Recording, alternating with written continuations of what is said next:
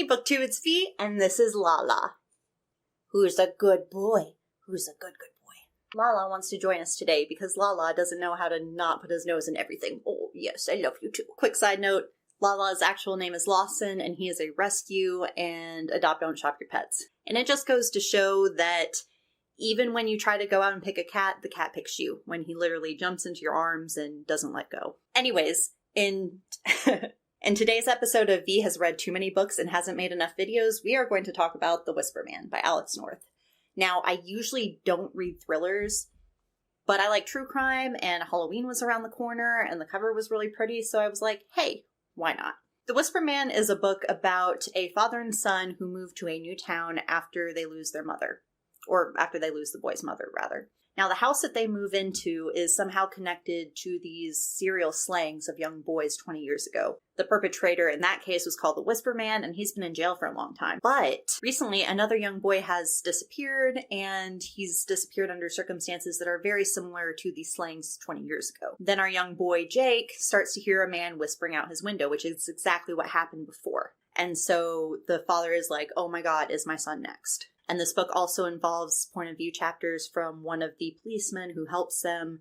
And each of the characters has this like dark sordid past, or sort of written where they are very likable characters, but they are obviously flawed and have done terrible things that would usually get them canceled. But they also work really, really hard to, be better people. And that's about all I can say without spoiling it. So if you haven't read this book and like thrillers, I highly recommend it. If you've read this book and want to hear me talk more about it, then stick around because we're about to get into spoilers. But if you haven't read this, then go ahead and give the video a like and go watch one of my other videos. So Lawson is my baby boy.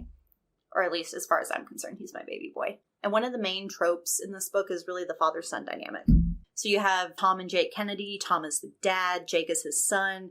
Jake is having a really hard time after the loss of his mother, who he doesn't really seem to grieve because she's really his imaginary friend right now, which I thought was adorable. Like, that is a really, powerful and sweet way for the boy to still have a connection to his mom. And Tom obviously had a very rough childhood. We know that Pete, the police officer, is his dad, and his dad was a drunk. But after Tom's mother put her foot down and divorced Pete, Pete sort of got his act together, started going to meetings, and tried to overcome his addiction to alcohol because it destroyed his life. And I think that leads to one of the major sort of themes of this book, where even though Tom had a really bad childhood, he was able to grow up and be a really good dad to Jake.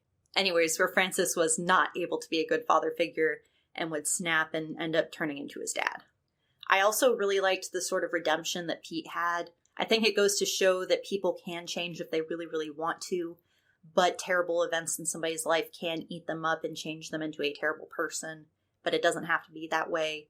I really liked how it showed that you sort of have a choice or sort of have the opportunity to make the best out of a really terrible situation. Now, the father-son dynamic between Frank and Francis was terrible. Frank would do terrible things to his victims because he couldn't do it to his own son.